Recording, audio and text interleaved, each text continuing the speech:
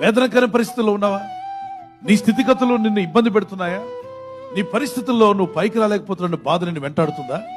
నువ్వు ఆశించి పొందలేకపోయావని, నువ్వు అనుకున్నది సాధించలేకపోయావని, ఒక విధమైన బాధ నీలో ఉన్నట్లయితే, ఒక బాకాలోయలో వెళ్తున్నట్టుగా ఉంది నీ బ్రతుకు. నీకు తప్పనిసరిగా విడుదల కావాలి.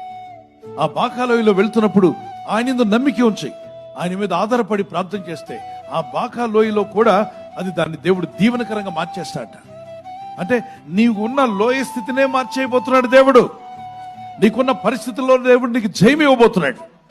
అయితే ఈ శ్రమలో నేనేం చేయాలి? భయపడవద్దు. ప్రభు వైపు చూడు. విశ్వాసమునకు కత్తియు దాన్ని కొనసాగించువాడైన యేసు వైపు చూచుచు నీ ముందుంచబడిన పందెంలో ఓపికగా పరిగెత్తు. అది లోయ అయినా, అది ఎత్తైనా, అది ఏ ప్రాంతమైనా, ఆ పరిస్థితులు బాలేకపోయినా, అడ్డు ఆటంకాలు నీకు అనిపిస్తున్నా ముందుకు సాగిపో. నీ ప్రభు నీ ముందు నిలబడి నిన్ను బలపరచడానికి సిద్ధంగా ఉన్నాడు.